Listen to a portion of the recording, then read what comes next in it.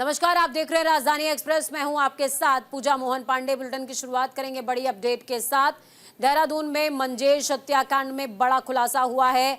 सुपारी किलर ने सुपारी देने वाले की हत्या की। सुपारी किलर ने शूलेस से गला दबाकर हत्या की है।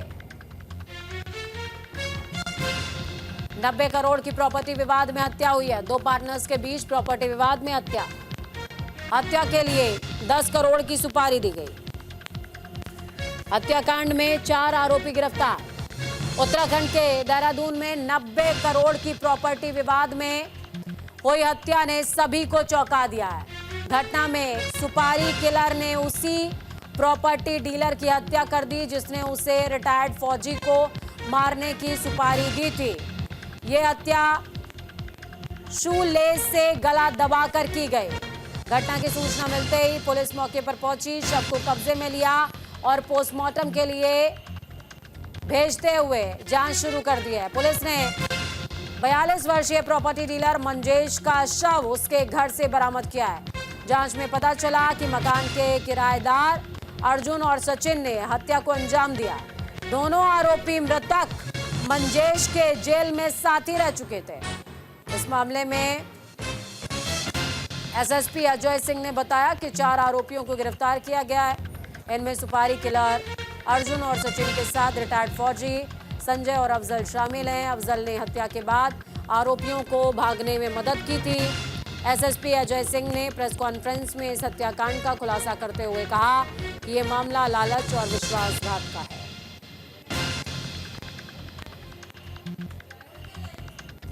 तो प्रातः चंद्रवनी 6 से सूचना प्राप्त हुई कि एक किराए के मकान में जो है एक डेड बॉडी मिली है और इस सूचना के आधार पर उच्च अधिकारीगण द्वारा निरीक्षण किया गया। तो मामला प्रथम दृष्टया ऐसा लगा कोई धारदार हथियार या किसी अन्य प्लानिंग के तहत हत्या ना होकर ये सडन एक प्रोवोकेशन के तहत हुई है, क्योंकि जो हत्या में जो प्रयुक्त रस्सी या जो कहेंगे लेसेस थे वो जूते के, उसके द्वारा गला घोटा गया था। और जो कमरे की परिस्थिति जन साक्ष्य थे उससे ऐसा लग रहा था कि जो मृतक है वो वहां नोन था और अपनी इच्छा से वहां पहुंचा होगा, चूंकि वहां खाने पीने का सामान भी था। जब और जानकारी की गई तो उसे पता चला सचिन और अर्जुन नाम के 2 हैं जिन्होंने ये कमरा भी किराए पे लिया था और वहाँ सभी लोग का आना जाना था। इस आधार पर जब मृतक की जब और छानबीन की गई तो उसका कुछ आपराधिक इतिहास भी पता चला कि पूर्व में भी वो कैश वैन लूट में भी जेल जा चुका है विकासनगर थाने से। तो उसके जब सारी चीजों की जब जानकारी करी कौन कौन लोग से साथ थे तो सचिन और अर्जुन का नाम इसमें प्रमुखता से पता चला, जो पूर्व में भी एक मर्डर के मामले में जेल में साथ में बंद थे और वहां इनकी जान पहचान हुई थी। तो देखिए बड़ी अपडेट आपको बता रहे हैं। हत्याकांड में 4 आरोपी गिरफ्तार हुए हैं। मंजेश हत्याकांड शिकारी बन गया शिकार। सुपारी किलर ने सुपारी देने वाले की ही हत्या कर दी।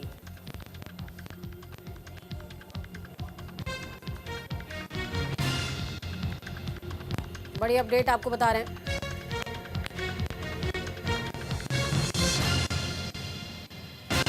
इस खबर की ज्यादा जानकारी के लिए अनुज अवस्थी ग्राउंड जीरो से जुड़े हुए हमारे साथ में। अनुज जी, बहुत ही अनोखा मामला सामने आया मंजेश हत्याकांड, जिसमें जिसने सुपारी दी उसी की हत्या हो जाती है। बिल्कुल पूजा, जिसने सुपारी दी उसी की हत्या हो जाती है। एक बड़ा मामला सामने आया है। एसएसपी ने 24 घंटे के अंदर इसका खुलासा किया है, क्योंकि ये पूरा मामला अगर हम समझें तो पूरा मामला प्रॉपर्टी को लेकर के है। क्योंकि प्रॉपर्टी विवाद में जो मंजेश हत्याकांड हुआ, पहले उसने प्रॉपर्टी खरीदी, उसके बाद अफजाल एक व्यक्ति था उसके साथ में था, उसके साथ सोने की चेन और अंगूठी बरामद हुई है। इसके अलावा एक फौजी था जो फौज से रिटायर होकर के आया हुआ था, वो भी इसमें शामिल था। तो ये तमाम जो लोग थे, ये चारों लोग प्रॉपर्टी का काम करते थे और इसमें पहले से भी इनके जो खिलाफ जो लोग पकड़े गए हैं, इनके खिलाफ पहले से भी जो है मुकदमे दर्ज थे, आपराधिक रिकॉर्ड था। लेकिन उसके बाद इन्होंने एक मनमाने ढंग से जिसने फिरौती दी उसी की हत्या करा दी गई। जो जिसको फिरौती दी गई थी उसी ने दूसरे व्यक्ति से मिल करके और पैसों के लालच के कारण जिसने सुपारी दी थी उसी की हत्या की साजिश रच डाली। उसके बाद पुलिस ने इसका खुलासा किया। खुलासा करने के बाद पुलिस ने जगह जगह दबिश दी और 24 घंटे के अंदर, क्योंकि एक बड़ा मामला था, प्रॉपर्टी डीलर की हत्या का एक बड़ा मामला था, शिकारी ही एक बार फिर से जो है जो शिकार बना। ये एसएसपी अजय कुमार ने इस चीज को बोला कि मंगेश जो था ये प्रॉपर्टी के भी कई काम थे और इसके अलावा इसके खिलाफ भी मुकदमे दर्ज थे, जिसने सुपारी दी उसके खिलाफ भी कई मुकदमे दर्ज थे। तो ये बड़ा अचरज वाला मामला सामने आया। फिलहाल खुलासा कर दिया गया और आरोपियों को जेल भेज दिया गया। जी बिल्कुल अनुज, क्या इस पूरे मामले में मंगेश के और भी कोई सहयोगी रहे थे क्या, और ये जो आरोपी पकड़े गए हैं इनके माध्यम से क्या कुछ और भी खुलासे होने वाले हैं क्या? प्रॉपर्टी के कुछ और विवाद भी सामने आए हैं क्या? बिल्कुल पूजा, चूंकि देहरादून में प्रॉपर्टी को लेकर के लगातार विवाद भी चलते रहे हैं और ये जो मामला हुआ है इससे जो है पुलिस अब तह तक खोल रही है कि प्रॉपर्टी के और कौन कौन से जो विवाद थे उन विवादों पे इसका था, और इसमें कई जगहों पे पैसे भी लगाए हुए थे, कई प्रॉपर्टियों में पैसे लगाए हुए थे जिसमें जो है प्लॉटिंग की जा रही थी। प्लॉटिंग करने के बाद उन प्लॉटों को बेचा जा रहा था। तो पुलिस अब पता लगा रही है। जो आरोपी हैं उनसे पूछताछ की जा रही है, उनको रिमांड में लिया जा रहा है। साथ ही साथ पुलिस अब इस बात को लेकर के कह रही है कि मंगेश ने जिस को सुपारी दी थी उसने जो दोबारा से मर्डर किया, जो आरोपी था उसको उससे जो है पूछताछ की जा रही है कि मंगेश के और कौन से कांड थे और कौन कौन सी चीजें थी जिसके कारण उसने सुपारी दी, और साथ ही साथ जिसने मर्डर किया है उसको भी पुलिस खंगाल रही है कि उसके और भी तार कहां से जुड़े हुए हैं, क्या प्रदेश के साथ साथ दूसरे प्रदेशों में भी उसके तार जुड़े हुए। तो इन तमाम चीजों को पुलिस खंगाल रही है। चलिए, बहुत शुक्रिया अनुज हमारे साथ जुड़ने के लिए, हम जानकारी साझा करने के लिए। धामी सरकार ने प्रदेश की बेटियों को बड़ी राहत दी है, बड़ी सौगात दी है। असल में अब नंदा गौरी योजना के आवेदन की जो तारीख है उसको एक्सटेंड कर दिया गया है, यानी कि बढ़ा दिया गया है। आवेदन की अंतिम तारीख अब नवंबर नहीं बल्कि 31 दिसंबर होगी। वित्तीय वर्ष 2024-25 के लिए आवेदन मांगे गए थे। मंत्री रेखा आर्या की अभिभावकों से अपील कि जल्द से जल्द आवेदन भर दें। डिप्लोमा 12वीं पास करने वालों को 51,000 का इससे लाभ मिल पाएगा। तो धामी सरकार ने बेटियों को बड़ी राहत दी है। महिला सशक्तिकरण बाल विकास मंत्री रेखा आर्या के निर्देश पर नंदा गौरी योजना के तहत वित्तीय वर्ष 24-25 के लिए आवेदन करने की तारीख को 30 नवंबर से बढ़ाकर अब 31 दिसंबर कर दिया गया है। तो इस संबंध में आदेश भी जारी हुआ है। रेखा आर्या कह रही हैं कि ऐसी छात्राएं जो आगे पढ़ना चाहती हैं, उच्च शिक्षा हासिल करना चाहती हैं, कईयों के डॉक्यूमेंट्स पूरे नहीं थे, तो अभिभावकों ने निवेदन किया था कि तारीख बढ़ा दी जाए, एक्सटेंड कर दी जाए। तो उनके निवेदन को ध्यान में रखते हुए तारीख को 30 नवंबर से बढ़ाकर 31 दिसंबर कर दिया गया है। और ऐसे में प्रदेश के तमाम अभिभावकों से अपील भी की है रेखा आर्या ने कि आपने अपील करी, हमने सुनी, अब आपसे हमारी अपील है, जल्दी जल्दी फॉर्म भर दीजिए।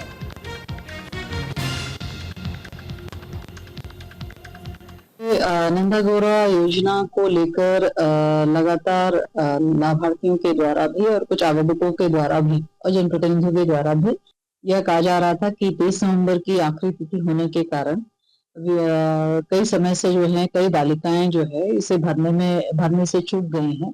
चूंकि ये प्रक्रिया ऑनलाइन है तो कुछ लोगों को इसमें दिक्कतें आई हैं, जिसके कारण से समय वृद्धि के लिए कहा गया और उनके अनुरोध को स्वीकार करते हुए 31 दिसंबर तक 1 महीने का जो है इसमें समय वृद्धि कर दी गई है, ताकि अधिक से अधिक आवेदन जो है वो 12वीं पास की हमारी बालिकाएं हैं वो कर पाए। अगली अपडेट हल्द्वानी से है, जहां पर गौला नदी के किनारे बनेगा रिवर फ्रंट। नमामि गंगे परियोजना से इसका काम होने वाला है। नदी के दोनों तरफ 9 किलोमीटर रिवर फ्रंट बनेगा। बाढ़ से हल्द्वानी शहर को सुरक्षा मिलेगी, राहत मिलेगी। बाढ़ से बचने के लिए रिवर फ्रंट बनाया जाएगा। बड़ी अपडेट आपको बता रहे हैं, हल्द्वानी में बरसात के दौरान गौला नदी में पानी भर जाता है और आपने बीते दिनों बरसात के दिनों में देखा होगा किस तरीके से गौला नदी के आसपास जो लोग अपनी कार पार्क करते थे या कुछ लोग जो रहते थे, उनके आवास, उनकी संपत्तियां गौला नदी के जल में समाहित हो जाती थी। तो रिवर फ्रंट बन जाने से थोड़ा राहत जरूर मिलेगा और हल्द्वानी और उसके आसपास क्षेत्रों में आपदा से होने वाले नुकसान से भी बचत होगी। अब सिंचाई विभाग ने भी कमर कस ली है। विभाग गौला नदी के दोनों तरफ 9 किलोमीटर रिवर फ्रंट बनाने की कवायद शुरू करने जा रहा है। मुख्य अभियंता सिंचाई विभाग संजय शुक्ला ने बताया है कि काठगोदाम से लेकर हल्द्वानी तक नदी के दोनों ओर आबादी, रेलवे स्टेशन और सरकारी उपक्रम होने के चलते बरसात के समय नदी में ज्यादा पानी के चलते नुकसान का डर बना रहता है। पिछले मानसून सीजन में नदी में भारी तादाद में पानी आ गया था और मलबा भी आ गया था। अंतर्राष्ट्रीय stadium, railway station, railway line, Gaula पुल का भी भारी नुकसान हुआ था। इसको देखते हुए भविष्य में इसका खतरा रोकने के लिए रिवर फ्रंट बनाने पर विचार किया जा रहा है। उन्होंने कहा नदी के दोनों ओर रिवर फ्रंट बनाए जाने को लेकर कुमाऊं कमिश्नर और शासन स्तर पर बैठक हुई। इसके अलावा नदी में भारी तादाद में मलबा भी जमा ना हो, इस पर भी विचार किया जा रहा है।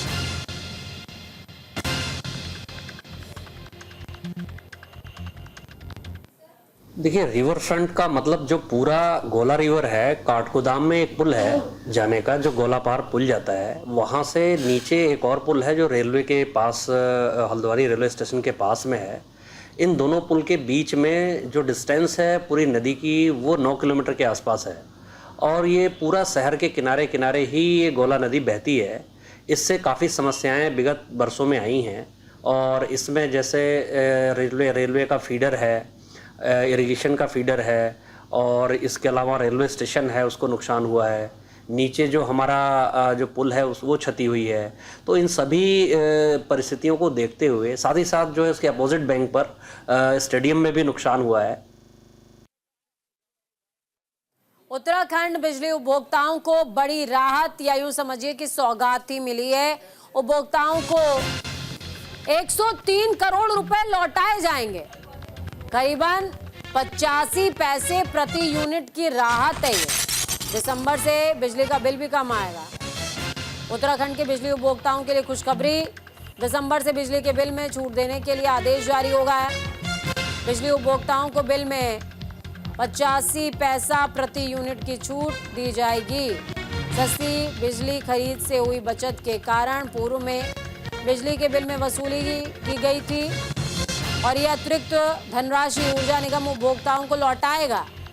अक्टूबर में प्रदेश के उपभोक्ताओं के बिल में करीबन 84 करोड़ की रिबेट दी जाएगी। उत्तराखंड विद्युत विनियामक आयोग की ओर से निर्धारित औसत दरों से कम पर बिजली मिलने से ऊर्जा निगम को 200 करोड़ रुपए से अधिक की बचत हुई है, जिसे जुलाई से उपभोक्ताओं को लौटाया जा रहा है। Fuel and power purchase cost adjustment व्यवस्था के तहत औसत से महंगी बिजली खरीदने पर ऊर्जा निगम उपभोक्ताओं के बिल में अतिरिक्त वसूली करता है, जबकि सस्ती बिजली खरीद पर रिबेट दी जाती है।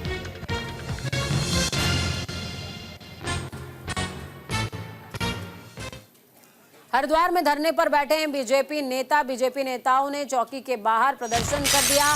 चौकी इंचार्ज की कार्यप्रणाली से खुश नहीं थे बीजेपी के तमाम कार्यकर्ता। उन्होंने कहा कि पक्षपात पूर्ण काम करते हैं, कार्रवाई करते हैं। इंचार्ज के खिलाफ उचित कार्रवाई करने की मांग भी की जा रही है। कार्रवाई न होने पर समर्थकों के साथ आंदोलन करेंगे। हरिद्वार के गैस प्लांट चौकी इंचार्ज विकास रावत की मनमानी और पक्षपात पूर्ण कार्रवाई के खिलाफ बीजेपी नेता हितेश चौहान ने धरना प्रदर्शन किया। बीजेपी नेता ने समर्थकों के साथ चौकी के बाहर धरने पर बैठ गए और इंचार्ज पर कई आरोप लगाए। हितेश चौहान का कहना है चौकी इंचार्ज आए दिन मामलों में अपनी मनमानी करते हैं, जिससे स्थानीय जनता को भारी परेशानियों का सामना करना पड़ता है। आरोप है कि इंचार्ज की कार्यशैली जनहित के खिलाफ है और इससे लोगों में असंतोष बढ़ रहा है। धरने के दौरान बीजेपी नेता ने कहा, अगर प्रशासन ने चौकी इंचार्ज के खिलाफ उचित कार्रवाई नहीं की तो वो अपने समर्थकों के साथ बड़े स्तर पर आंदोलन करेंगे। स्थानीय जनता ने भी चौहान का समर्थन करते हुए चौकी इंचार्ज की कार्यशैली पर सवाल खड़े किए।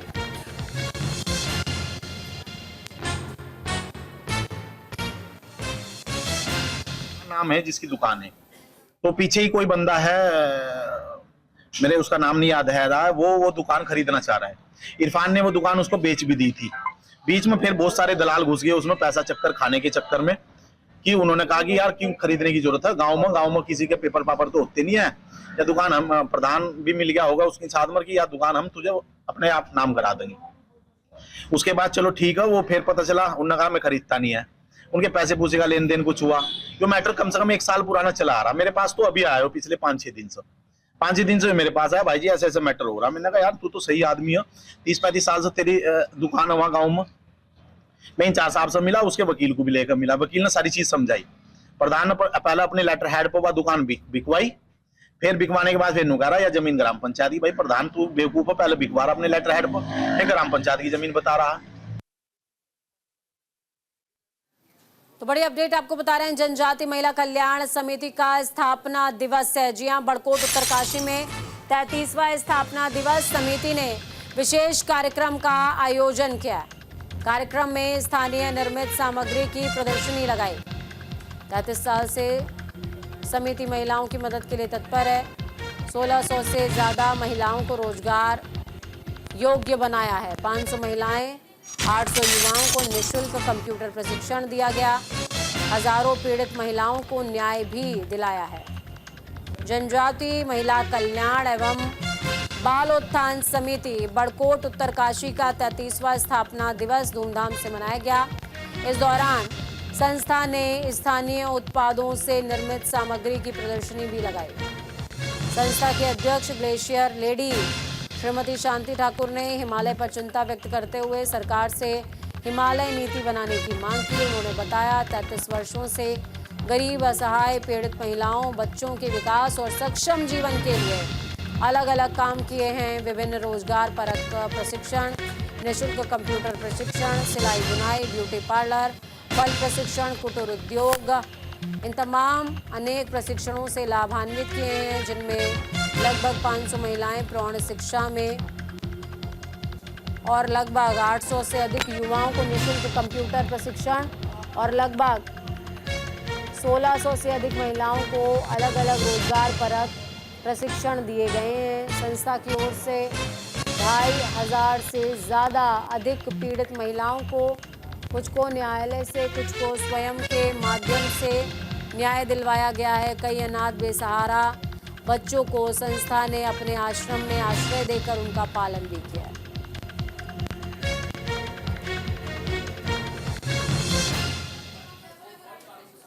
सबसे बड़ी खुशी की बात है कि आज 33वां मैं स्थापना दिवस संस्था का मना रही हूँ।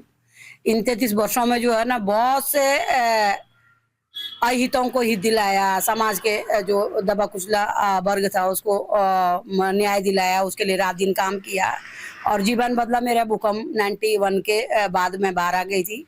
रेड क्रॉस के माध्यम से मैंने काम किया, तब से मैंने अपना जीवन को समाज के लिए अर्पण कर दिया था। आज जो समाज के लिए बहुत लोग ऐसे हैं जिनका जो है ना बहुत अच्छे मार्गों में वो समाज है और कंप्यूटर से प्रशिक्षण दिया, महिलाओं के लिए काम किए, महिलाओं को साक्षरता पे बहुत वो किया।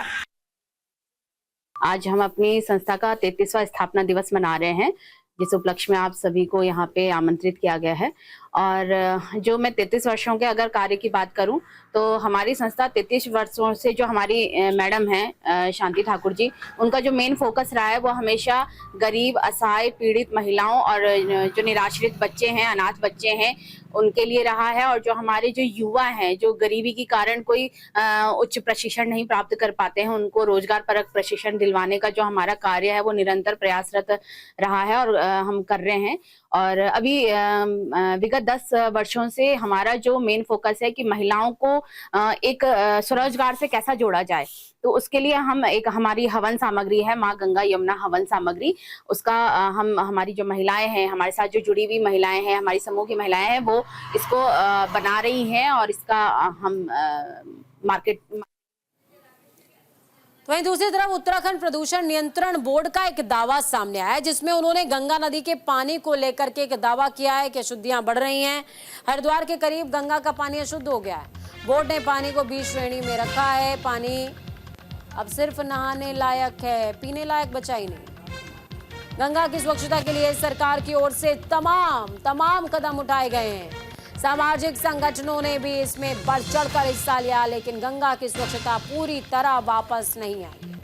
प्रदूषण नियंत्रण बोर्ड की हालिया रिपोर्ट में पाया गया कि हरिद्वार में गंगा जल पीने के काबिल बचा नहीं है। मासिक सर्वे में गंगा जल में फिकल कॉलीफॉर्म यानी कि अपशिष्ट की मात्रा ज्यादा पाई गई। रिपोर्ट में गंगाजल बी श्रेणी का बताया गया है। इसका मतलब है कि गंगाजल में स्नान तो किया जा सकता है, लेकिन ये पीने लायक नहीं है।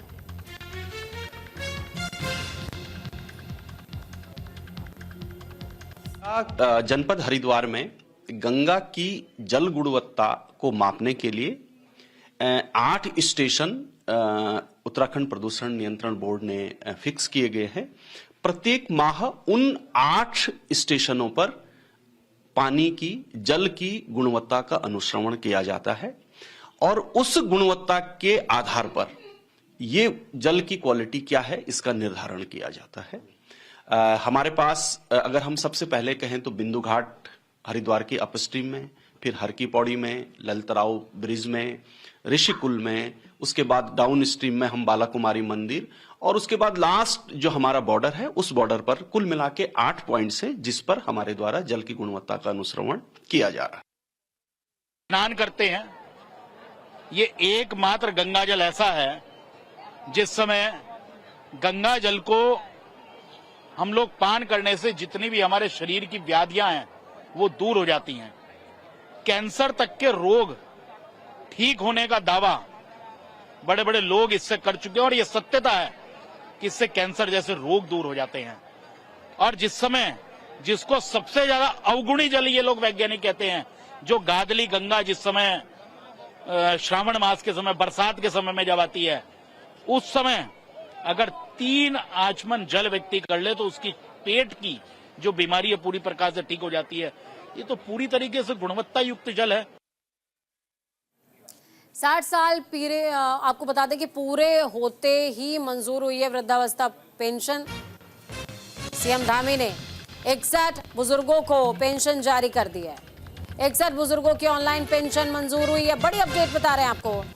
अब पति पत्नी दोनों को वृद्धावस्था पेंशन मिलेगी। हालांकि ये वृद्धावस्था पेंशन पहले 1200 रुपये हुआ करती थी। इसको पुष्कर सिंह धामी ने बढ़वा करके अब 1500 करने का ऐलान कर दिया है और निर्देश है कि जिनके भी 60 साल पूरे हो गए हैं, ऐसे 61 बुजुर्गों को फिलहाल ऑनलाइन पेंशन तो मंजूर हो ही गई है, लेकिन जो अभी 59 साल 6 महीने का भी है वो ऑनलाइन अपने आवेदन दे सकता है और जैसे ही वो 60 साल का हो जाएगा उसको पेंशन मिलने लग जाएगी, जो कि अब बढ़कर 1500 हो गई है। और ये वृद्धावस्था पेंशन पति पत्नी दोनों को मिलेगी। अगर पति पत्नी दोनों की उम्र 60 साल से ऊपर है तो वृद्धावस्था पेंशन के वो अधिकारी हैं, आवेदन कर सकते हैं।